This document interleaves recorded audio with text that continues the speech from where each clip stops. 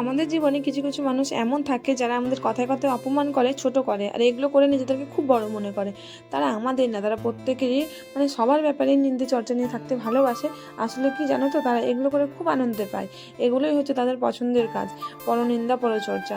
ওরা এটা জানে না যে অন্যদেরকে ছোট করতে গিয়ে তারা নিজেরাই নিজেদের ছোট মনের পরিচয় দিচ্ছে।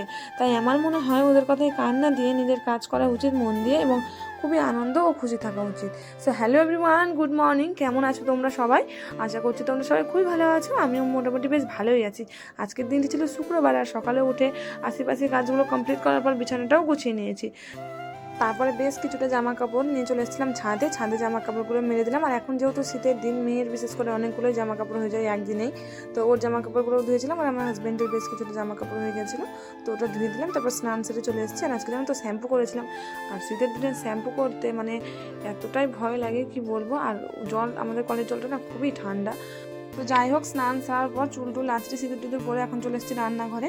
তো আগে ফুলকপিটা কেটে নিচ্ছে। আর আজকে রান্না করবো আলু ফুলকপি মটর দিয়ে একটা তরকারি। আর এখন তো সমস্ত সবজি 12 মাস পাওয়া যায়। 12 মাস পাওয়া গেলেও ফুলকপি বাঁধাকপি এই সবজিগুলো কিন্তু শীতকালে বেশি ভালো লাগে খেতে। তো দেখো, এদিকে আমার ফুলকপিটা ভালো করে কাটা হয়ে গেছিলো। আর অল্প করে ফুলকপি রান্না করব দিনের জন্য, শুধু রাত্রে আবার অন্য কিছু করব। তো ফুলকপিটা কাটার পর এখানে আলুগুলো কেটে নিলাম। আর আলুগুলো দেখো, এখানে ভেতরে নীল নীল আলু ছিল, সেই আলুগুলো বাদ দিয়ে দিলাম, কারণ এই আলুগুলো খেলে আমাদের স্বাস্থ্যের মানে ক্ষতি আর কি। এগুলো আমাদের শরীরের পক্ষে একদমই ভালো না খাওয়া। তারপর দেখো, এখানে কড়াটা বসিয়ে তেলটা গরম হয়ে গেছিলো। তারপরে লবণ হলুদ দিয়ে ফুলকপিটা ভালো করে লাল করে আগে ভেজে নেব। তো ওদিকে ফুলকপিটা ভাজতে থাকুক, ততক্ষণ আমি এদিকে মটরশুঁটিগুলো ছাড়িয়ে নিই। আর এখন যেহেতু মটরশুঁটি নতুন, মানে শীতকালে এখন প্রথম বেরোলো মটরশুঁটি, তো দামটাও একটু বেশ ভালোই ছিল মটরশুঁটির।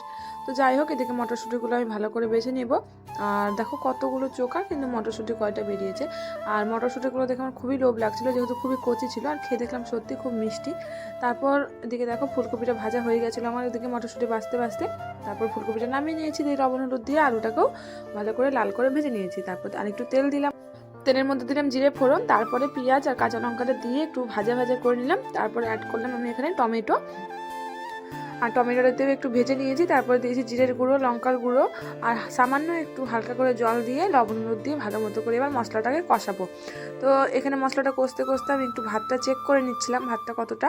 তো ভাতটা আরও একটু লাগবে। তারপর দেখো মশলাটা কষানোর পর ভালো মতো করে আলু আর ফুলকপি মটর দিয়ে কষিয়ে নেব। আর এই ফুলকপি তরকারিটা আমার খুবই ভালো লাগে খেতে। তোমরা ট্রাই করলে অবশ্যই আমাকে কমেন্ট করে জানিও। অবশ্যই ট্রাই করো একবার, কেমন লাগে অবশ্যই আমাকে একটু কমেন্ট করে জানিও।